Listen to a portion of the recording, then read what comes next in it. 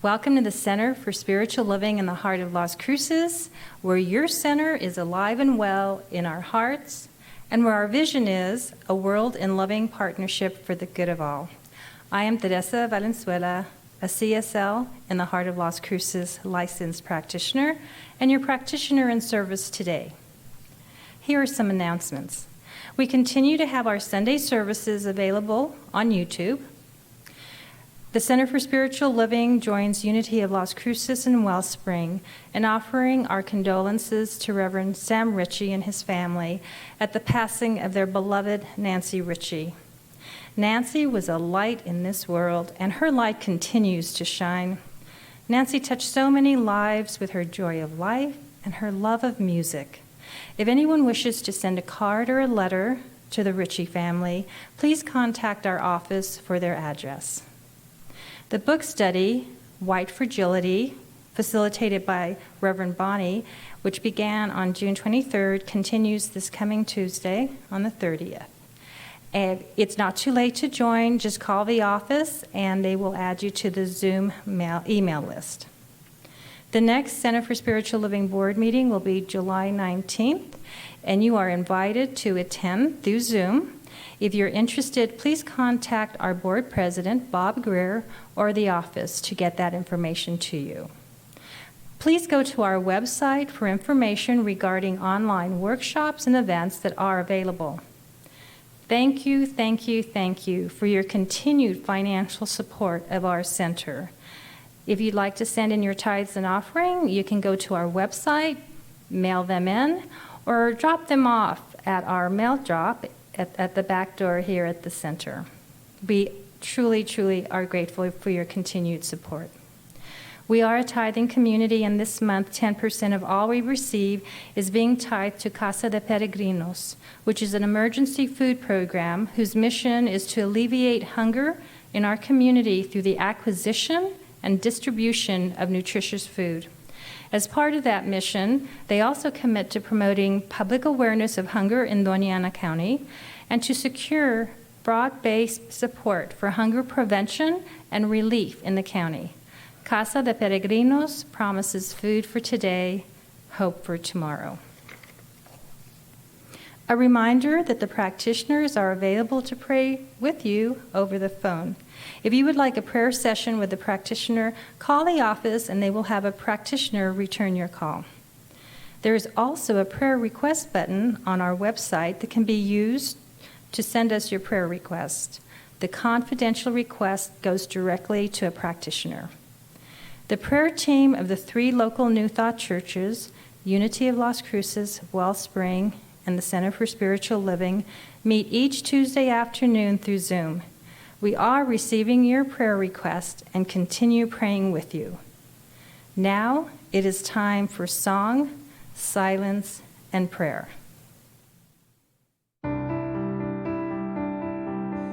In this moment, I am love. Love is this moment. Love, love, love. This moment is what I am.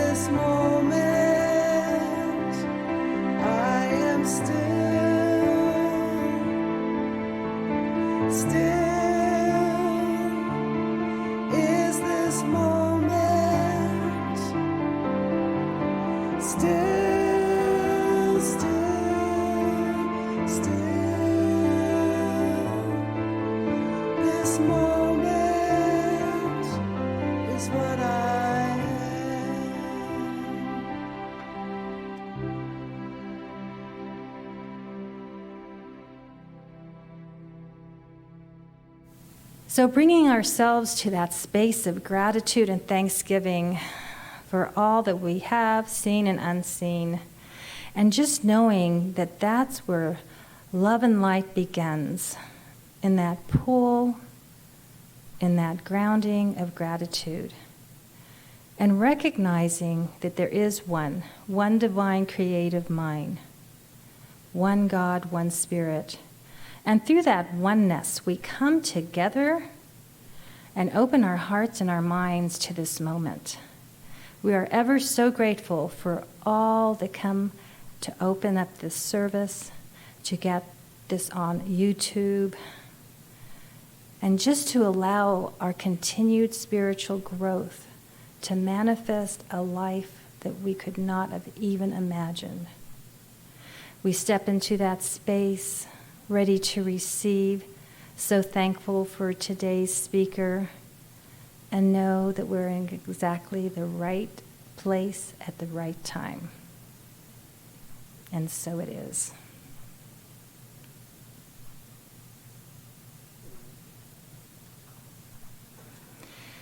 Today's reading is from 60 Meditations for a Mindful Life. It's by Ernest Holmes.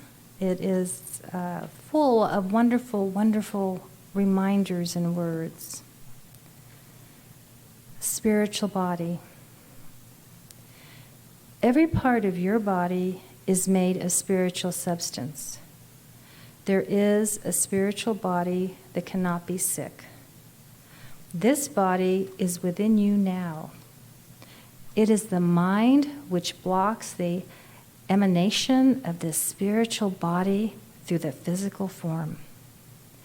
Jesus knew that there is a spiritual body and a perfect body. Seeing this perfect body instead of a diseased form, he was able to heal every manner of illness. When you say that your body is spiritual, you're not denying your physical body. The physical is included within the spiritual. If the spirit has seen fit to express itself through a physical universe and to give you a physical body, it would be absurd to think of your body or environment as an illusion, unworthy of your attention. Rather, you should think of these as things of joy. Every statement you make about your body, or any belief you hold about it that causes the mind to accept spirit as a substance of your body, tends to heal. My body is a temple of the living Spirit. It is spiritual substance now. Every part of my body is in harmony with the living Spirit within me. The life of this divine flows through every atom of my being, vitalizing, invigorating, and renewing every particle of my physical body. There is a pattern of perfection at the center of my being, which is now operating through every organ, function, action, and reaction. My body is forever renewed by spirit. I am now made vigorous and whole. I possess the vitality of the infinite. I am strong and well. The life of the Spirit is my life. All of its strength is my strength. Its power is my power. Every breath I draw is a breath of perfection, vitalizing, building up, and renewing every cell of my body. I am born of the Spirit. I am in the Spirit. I am the Spirit made manifest. And so it is. 1, 2, 3.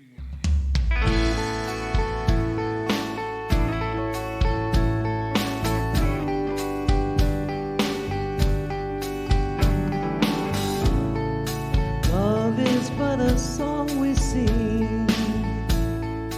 Fear's the way we die.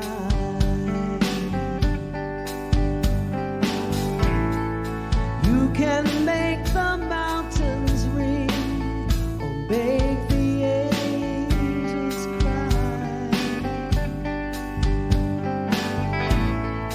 Though the bird is on the wing,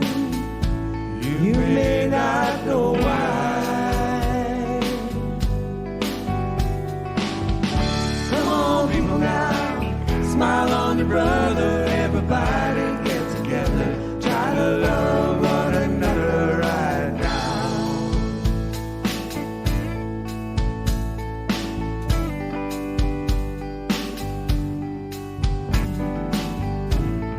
Some may come and some may go. People surely pass.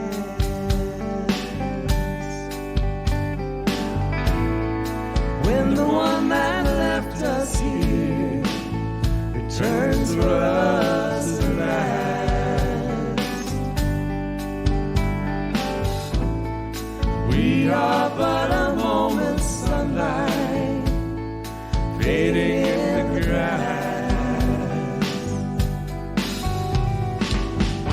Come on, people now, smile on your brother, everybody get together. Try to love one another right now. I said, come on, people now, smile on your brother, everybody get together. Try to love one another right now.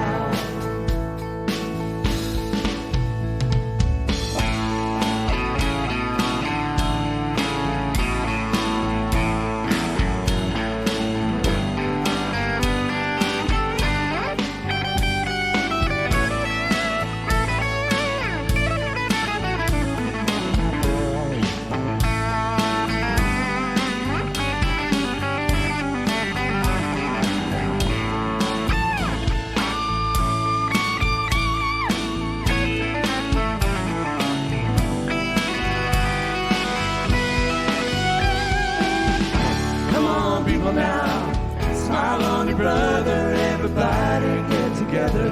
Try to love one another right now.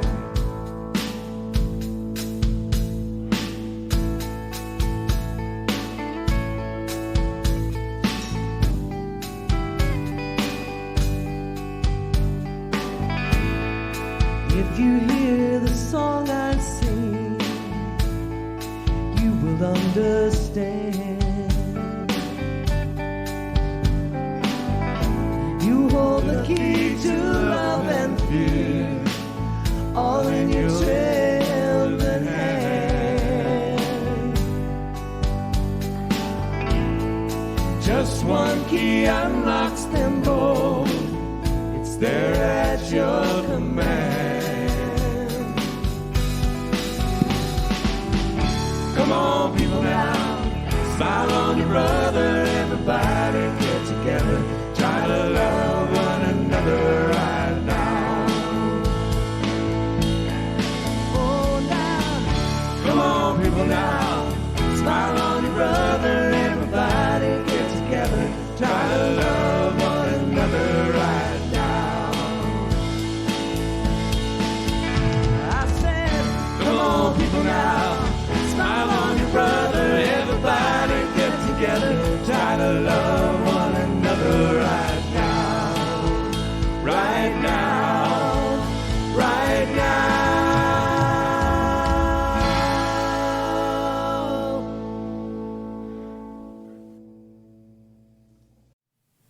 I'd like to introduce our speaker for today, Helen Wright. Here's a little info on her. Helen received special dispensation from Unity Worldwide Ministries to serve Unity of Las Cruces as ministry coordinator, spiritual leader with an ongoing path toward field ministry. She is also currently enrolled in Emerson Institute Animal Chaplaincy Program to become an ordained animal chaplain. Her passions include earth care, community outreach, including the Green Chamber of Commerce, community events and cooperation and collaboration with other religious and spiritual centers in Las Cruces, Myrtle Fillmore's teachings of prayer and healing, and helping raise a consciousness of humanity through speaking, workshops, retreats, and her enthusiasm for life, truth, and oneness with God. She has certainly become an important part of my life here in Las Cruces. So, welcome, Helen Wright.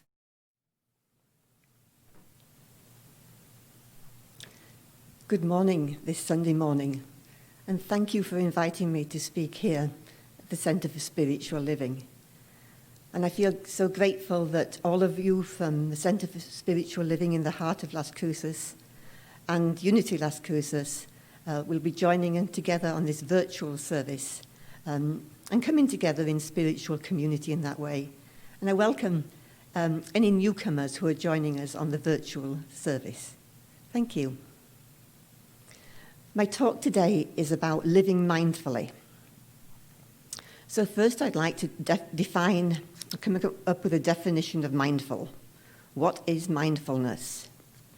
Mindfulness means maintaining a moment-by-moment awareness of our thoughts, feelings, bodily sensations, and surrounding environment through a gentle, nurturing lens.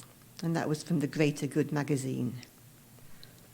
Through its roots in a Buddhist meditation, a secular practice of mindfulness has entered the American mainstream in recent years through meditation, mindful walking, mindful eating, mindfulness in daily routines and practices.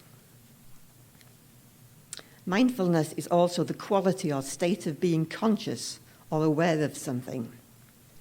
It's a mental state achieved by focusing one's awareness on the present moment, while calmly acknowledging and accepting one's own feelings, thoughts, and bodily sensations. Mindfulness gives you time. Time gives you choices. Choices, skillfully made, lead to freedom.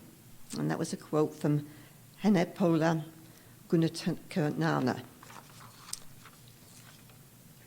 The evolved title of this talk is Living Mindfully. I am a spiritual being having a physical experience. Or am I? I am a spiritual being having a human experience. I'm a spiritual being having a physical experience, but am I awake through the experience? Or am I sleeping? Or sleeping with intermittent periods of being awake? Am I aware in the physical experience that I am a spiritual being? To be mindful is to be aware and awake in the present moment. So as I began working on this talk, and I've also done another talk on mindfulness this month, the universe has thought fit to bring me many opportunities for being humble and humility, showing me all the times that I have not been mindful. There have been many, many opportunities to be humble and accept my humanness. I take a few medications, as do my cats, and I need to put my medications in a planner because I can be so unmindful that I could take them with my cup of morning tea and the next minute completely forget whether I've taken them or not. And the same for my cat's medications. I've also have many, many other examples, and the craziest one, I think, was a couple of days ago when I went to have a shower and I wanted to wash my hair, and with my dry hair I put my shampoo directly onto my hair. So the universe was helping me be mindful and humble of all of the times that I'm not mindful. Our nervous system helps create pathways for efficiency for things that have become repetitive and hence automatic. For example, learning a car. Now, learning a car is a thing that most people are really, really motivated to do. In the UK, we have mostly it's a manual transmission rather than automatic cars. And the sequence for learning to drive a car is look in the rear mirror, side mirrors, indicate, look again, and then move if it's safe to do so. The actual technical steps are press the clutch all the way to the floorboard with your left foot. The gear shifter must be in the neutral position. Turn the ignition key. Press the brake or the center pedal with your right foot. Position the gear shifter so that the transmission is in the first gear. Remove your right foot from the brake pedal. If you're on a flat surface, the vehicle should move a little. Slowly begin to place less pressure on the clutch with your left foot. Depending on your vehicle, you may feel it begin to slowly roll forward. As you gently release the clutch, begin to press the accelerator very delicately with your right foot.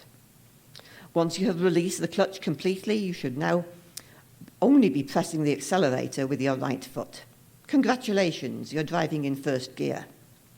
Continue to build speed until you feel that you need to shift into second gear. And it goes on with details. If I'd had to read the instructions in order to learn to drive, I don't think I would have ever been successful. I'm one of these people that when you get a box of self-assembly furniture and I look at the instructions, my mind just goes, ooh, sort of this overwhelm until I can look at the pieces, figure out what the overall picture looks like, and then I can begin to follow the instructions. Back to the car. Look in the rear mirror. Side mirrors indicate and move safe if it's safe to do so. For passing your driver's test in the UK, you have to do exaggerated movements to prove that you're being mindful and paying attention. So you really have to look in the rear mirror and look in the side mirrors and then look behind to make sure that you haven't missed anything. Otherwise, you're not going to pass the test. Then when we get a rental or a friend's car, we have to get comfortable and adjust the seats, the mirrors, know the controls, and adjust the rear mirror. There can be variations, an automatic car, a truck, an RV motorhome, different controls, sometimes no rear view mirror.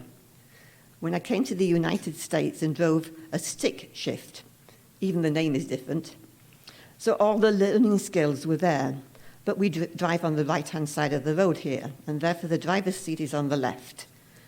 Still going to the wrong side of the vehicle at times, it's just become such an ingrained pattern in my motor muscle memory. When I first was here in the United States with a stick shift car, I was trying to change gear with what happened to be the door handle. So that all of these motor patterns, this memory had become automatic, but I had to relearn through being in a different situation. I don't like to use the cruise control because I want to stay awake. I don't use the GPS systems because I want my brain to work and focus in the present moment as to where I am. And I ask God to be present while I'm driving, especially the RV or the Land Rover that I learned to drive in. So in this learning task that has become automatic, people now, I've seen people texting. It's so automatic that people drink, look like they have a 3-course meal, put their makeup on at the traffic lights. And so the nervous system has achieved making a repetitive thing so automatic, but then we still need to bring it back into the present and be mindful, because driving a car is quite a responsibility. Staying on the theme of driving and mindfulness, I want to share an example of Richard driving the car in the British sitcom Keeping Up Appearances, a BBC programme that's popular around the world. I think it aired between 1990 and 1995. Hyacinth Bucket, and she likes to be called Bouquet. She's lower middle class, but aspiring to be upper class through association with the right people. Her brother Onslow is lower working class, but he doesn't work. He lives in a council house, which is a government housing programme. And Hyacinth has a sister, and she and her husband Bruce are very wealthy. Hyacinth often brags that Violet and Bruce have a large house, a Mercedes, a sauna, jacuzzi, swimming pool, musical bidet, and room for a pony as a status symbol. Hyacinth's husband Richard is henpecked, but he loves her with long-suffering endurance. Richard always drives their car, and Hyacinth is always saying the classic phrase, mind the pedestrian, mind the cyclist. And so for me, this minding the becomes a powerful phrase of minding the, paying attention to, taking care of. And so that's part of my vocabulary now. When I'm asked to pay attention to something, there's this voice that goes, minding the pedestrian, minding the doors so the cats don't get out. Being heeding and being awake and paying attention. The sitcom also exposes the British class consciousness. It helps us laugh at ourselves. So how do we see our isms? An ism is a distinctive practice, system, or philosophy, typically a political ideology, or it could be an oppressive and especially discriminatory attitude or belief. Colonialism, ageism, sexism, racism, elitism, extremism. And then what about our prejudices, our preconceived opinions that are not based on reason or actual experience? So I'm leading us from the more concrete experience of learning to drive a car into all of the other things that we've learnt in our society. And I have the question, how do we mind, become mindful of, or pay attention to our lenses? Filters, as James Hampton spoke about, biases, traditions that Reverend Bonnie spoke about. Or I might use the word cloaks, which means both an outer garment and hidden in plain sight. How do we become mindful of the areas that have become invisible to us, that are no longer conscious, often as a result of socialization? They have become hidden in plain sight. This is another way of learning, but it's much more insidious compared to learning to drive a car.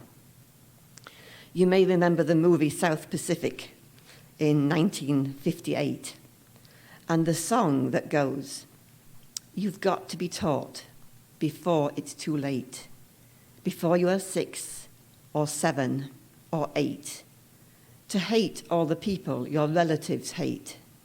You've got to be carefully taught." In the UK, growing up as a child, I came to realize that there were labels and lenses, and these were being applied. My family was middle class by education and working class by income and financial status. We were in the north of England and Scotland, and that's not privileged compared to the south of England. As a young child, I was blessed that my parents, especially my father, gave me gifts. My father would have people come to visit from all over the world, from other countries. I have no idea how that happened. And I was encouraged to learn words in Urdu and Swahili. As a child of about 5, I could not leave the table when we were in Denmark until I said "tak for mel," thank you for the meal, in Danish. My father placed great value on us being able to communicate with others who may not look or talk like me. And also, though, my parents kept affirming that they would treat us all equally, me and my 2 brothers. And even as a child, I thought that we all had different needs. And I didn't know the word for it, but the concept was of what I wanted was equity, not equality. This socializing process, no one sat me down and said I was white, so privileged and having power, except I was a girl, woman, so I might have to need to work harder. And just as a parent will help a child put on their coat or cloak, I was being conditioned by society, socialized into community, and it was predominantly a white community socialization. I was putting on that cloak. Socialization is described as the process of learning to behave in a way that is acceptable to society. I say my learning was not concrete, objective, sit me down and tell me how the world and society works. I learned through observation, feelings whether it was safe or not and who had power and authority. I learned through experience. Of course, I wanted to belong and not feel alienated. But then there were experiences where I clearly did not belong to a section of or part of society. I clearly heard the messages that women were less equal, therefore I had to work harder. Some, often men, had power over me to abuse mentally or physically, and that did not feel good. I celebrate the recent Supreme Court ruling regarding that the existing civil rights law protects LGBTQ workers. And I also noted a Facebook comment that said, if you've never had a Supreme Court case decide if you have the same right as others, you have privilege. In the book White Fragility, Robin DiAngelo describes the concept of passing, or being perceived as white, with respect to people of colour, where passing grants the individuals the rewards of whiteness. As in that title of the British sitcom, the BBC sitcom, Keeping Up Appearances, I quickly learned, especially in the workplace, and especially in the United States, that keeping up the appearance of being straight in the workplace was helpful to avoid being attacked, discriminated against, and maintaining privilege of safety. Personally, when passing for something that I am not, or keeping up the appearance of being straight, something inside feels tight. It feels like something is crying, something is dying, because my full self is not being expressed. As a minister in training in New Thought, I am free to be the expression of God I was created to be. And as Myrtle Fillmore said, I let the truth in me stand for itself. I believe it to be important to stand in the truth of who I am. I no longer need to pass or be perceived as straight. God loves everybody. As a seeker of truth in New Thought, I do believe that God loves everybody, and we are all children of the same spirit, the same universe, this spiritual ideal. God loves everybody. How do we get to a humanity that loves everybody? Mindfulness and minding our spiritual nature may be a way. And as in the reading this morning, attending to our spiritual body.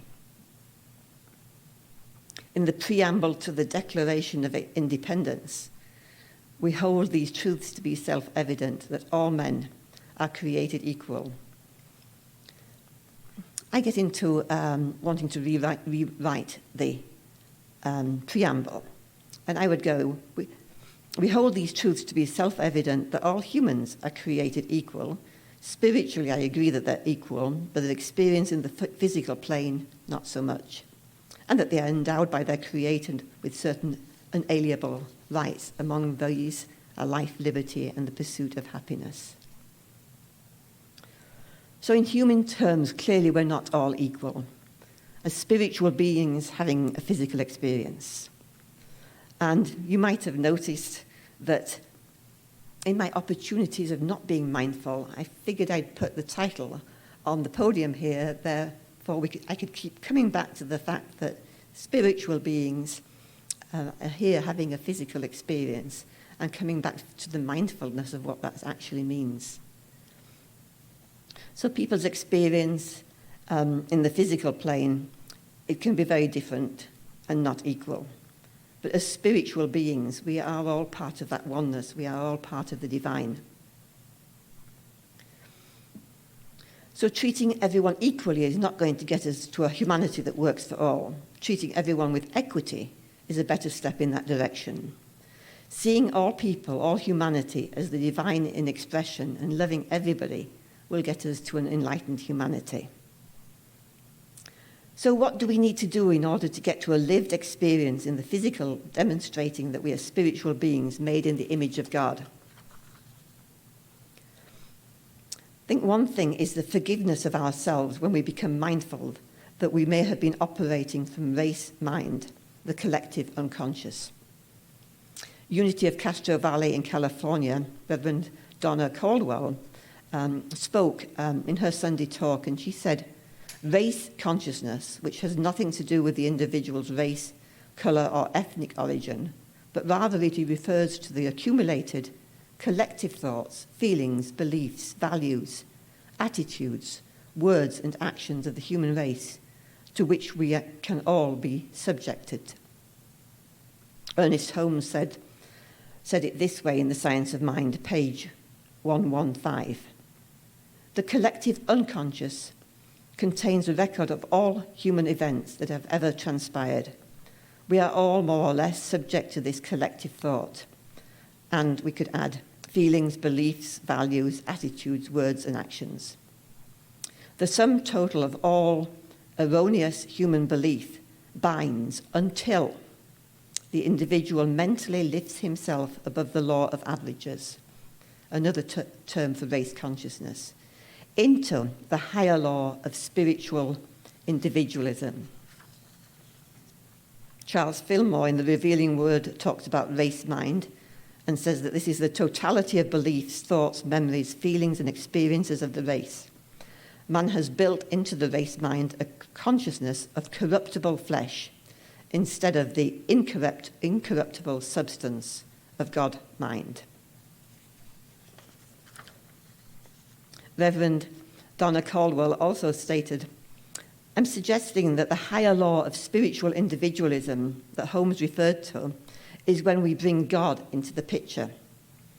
And when we bring God, represented by G, to race consciousness, we get grace consciousness. I believe that we're born into original grace. And grace is not earned. Grace is. An article came to me this week from Unity Worldwide Ministries called Why Racism is a, parentheses, Curable Heart Disease. And it's from a book by Ruth King. She says, it's time to transform habits of harm so we can start healing what divides us. And she uses the science of mindfulness in the healing process. She writes that the best tool I know to transform our relationship to racial suffering is mindfulness meditation, which for more than 20 years has supported me in experiencing racial distress without warring against it. Research shows it improves neurobiological functioning, stress reduction, and overall physical and mental well-being. She says mindfulness meditation helps us put a crucial pause between our instinctive and often overwhelming feelings of being wronged, endangered, and our responses. In that pause, we gain perspective, we find our breath, our heartbeat, and the ground beneath our feet. This, in time, supports us in seeing our choices more clearly and responding more wisely. We can cultivate more and more moments of inner freedom. We can respond to racial suffering with more clarity and wisdom. We can be more curious and aware of our impact. We can learn to forgive others as well as ourselves.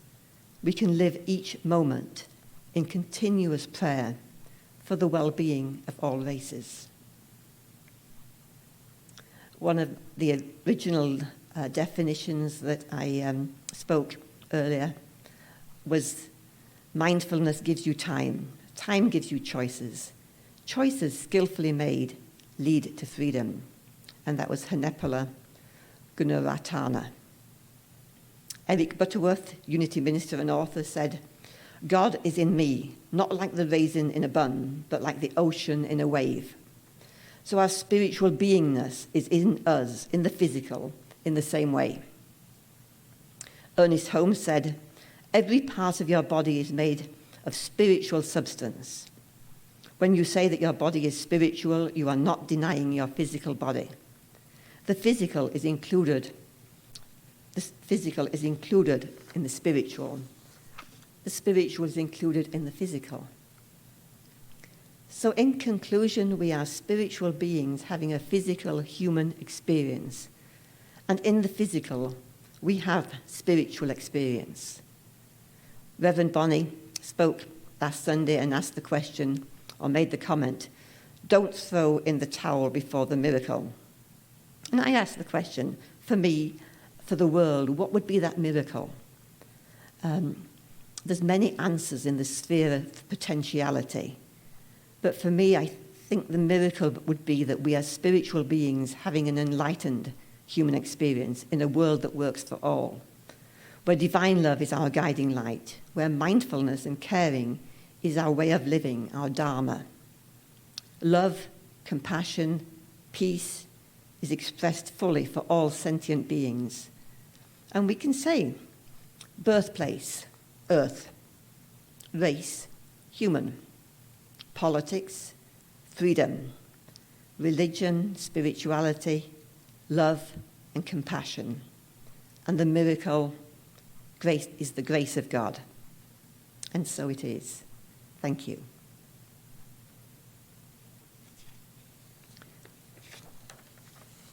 Now I'd like to prepare us for meditation.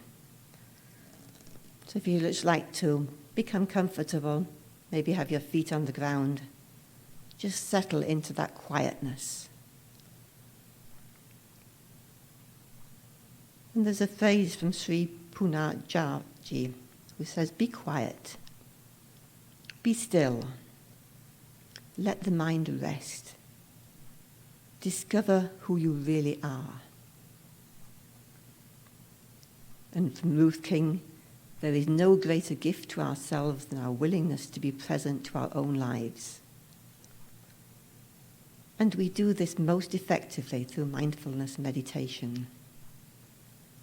So as we begin to follow our breath, maybe close our eyes if you feel comfortable doing so. Just begin to sense the energy of the world around you. Some of us may have been feeling a chaotic energy in the world. Many different emotions. What is mine? What's local? What's global? And coming back to the breath, breathing, and letting go our attachment to any of the thoughts that may come, any of the emotions that may come. Allowing the mind to ride the energies of these thoughts and emotions. Being present. No judgment. Being in this present moment is worth returning to and living fully. Letting go our lenses, our biases, our filters. Let these just gently fall away. As we enter a state of just being with our beingness. Just being as we enter into the silence for a moment in the silence.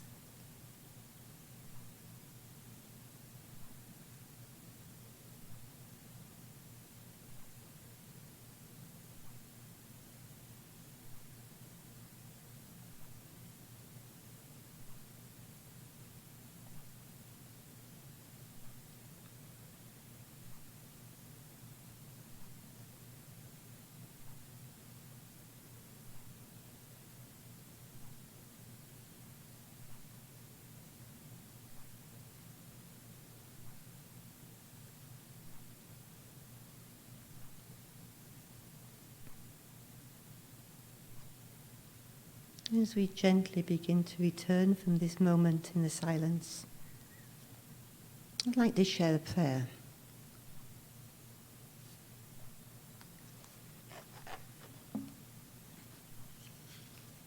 And this is a prayer from Prayer, How to Pray Effectively from the Science of Mind, Ernest Holmes.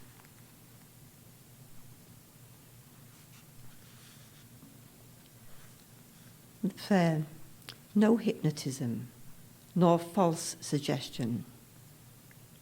There is no hypnotism nor false suggestion.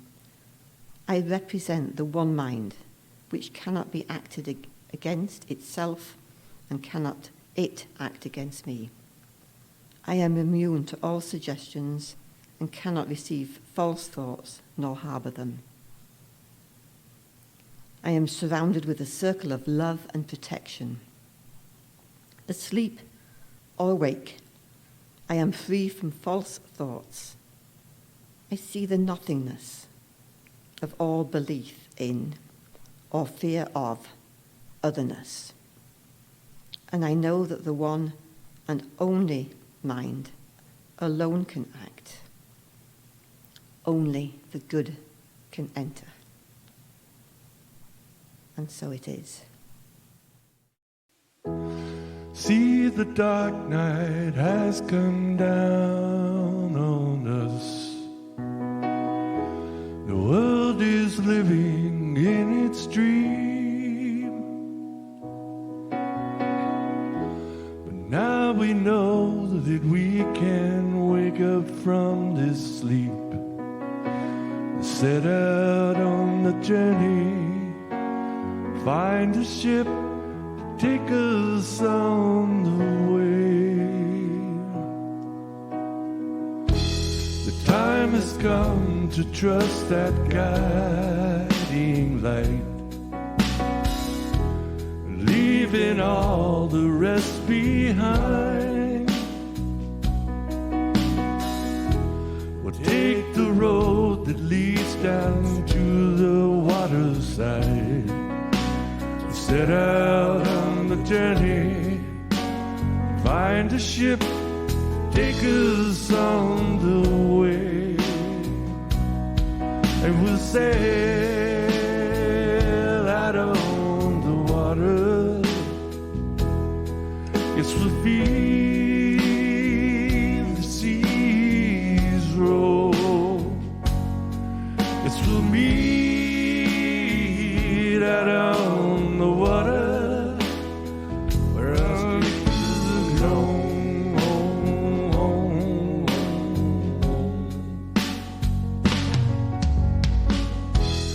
If you travel blindly, you fall.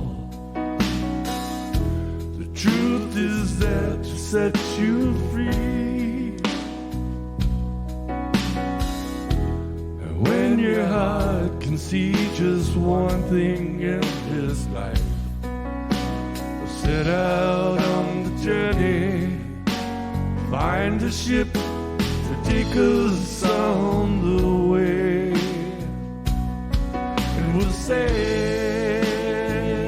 out on the water. Yes, we'll feel the seas roll. Yes, we'll meet out on the water where the ranges are known.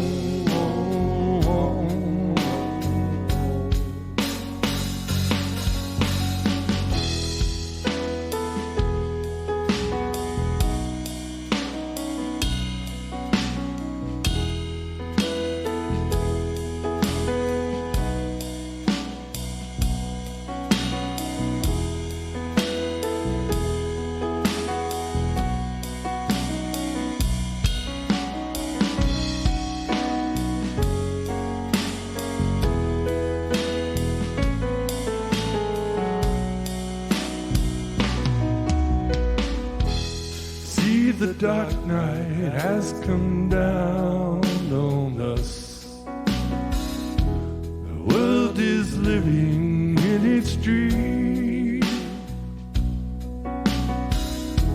But now we know that we can wake up from this sleep and set out on the journey, find a ship to take us on the way. And we'll sail out on the water. It's a feel the seas roll. It's will be out on the water where those strangers are known.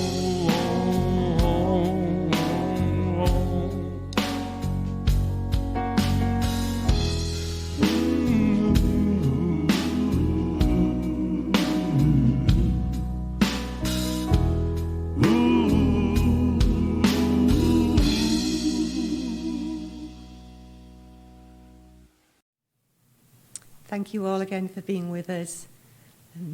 Blessings. Go in peace. Be well. Be well in all levels of your being. Be safe. Namaste.